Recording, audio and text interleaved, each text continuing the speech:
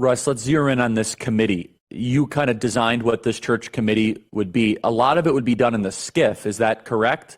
I mean, the Church and Pike Committee was actually more public than I could imagine. Go back and watch the tapes of it. It's fascinating. I mean, they have the heart attack gun, and they're talking about, I think it's COINTELPRO. I always mispronounce it. COINTELPRO and Operation Mockingbird.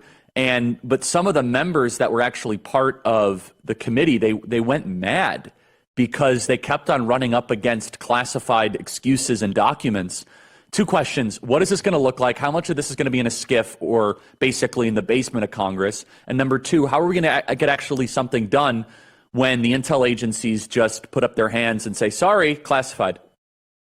Yeah, one of the things you've done your history on this, and you know the debates that they had even within the church committee about the hawks and those that were really trying to get at this. And yes. I originally wanted it to be a committee outside of judiciary because I wanted to make sure that certain things, like judiciary only has law enforcement jurisdiction, and they don't have the same ability to declassify information that intelligence committee has. However, in the rules that they are writing for this subcommittee, this select committee, they are including the jurisdiction that's necessary to go wherever the evidence goes, to subpoena wherever they need to, and they have the same ability to declassify. So the things that I was concerned about it being within judiciary have been resolved, and this will be able to, if they can resist the urge to make sure that they do too much, right, where we want to make sure that whoever chairs this has a lot of ability to focus on the task at hand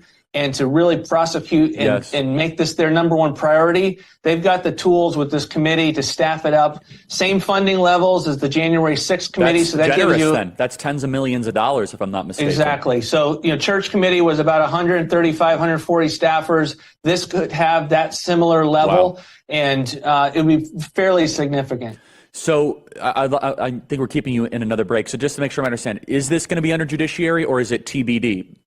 No, it's within judiciary. The question at this point is who chairs it now, and they're working through that right now. So was this January 6th Select Committee, was that under a certain committee, or was that its own kind of floating thing?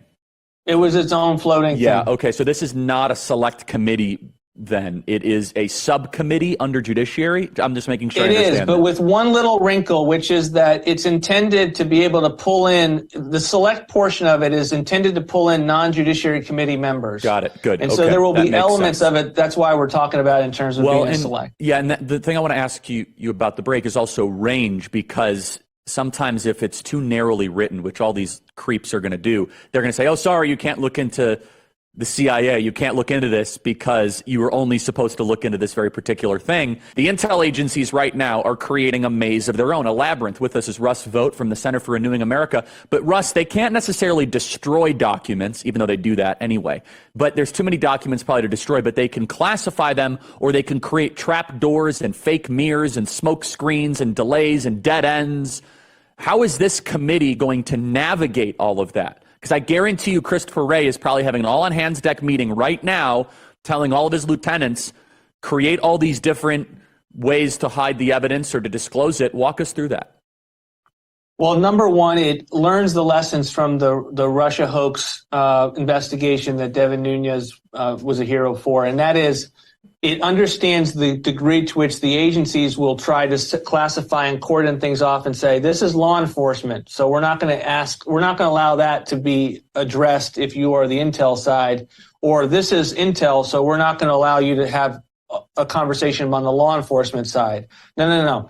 This church committee itself will make the determination about what it wants to ask questions about. It has full range to go after anything with regard to ongoing investigations, so that they can't use that as a big banner of protection from answering questions, sources and methods, so that we get a handle on not just what the information is we need, but how they came about that information, so that we can unpack it and change that structure within the agency. The final thing I would say is that, unlike the church committee, we've got to figure out how to use the appropriations process at the same time as the church committee is being used to pull back money so that the agencies are being starved at the very same time that they're having to make decisions about whether they're going to comply.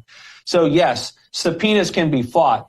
What cannot be fought is the fact that the Appropriations Committee is defunding you in the process. And with the gains that are being made from a personnel standpoint on the Appropriations Committee and the Rules Committee, there's going to be a lot of opportunity to make sure that any appropriations bills are synced up with the work of the Judiciary Committee and the Church Committee.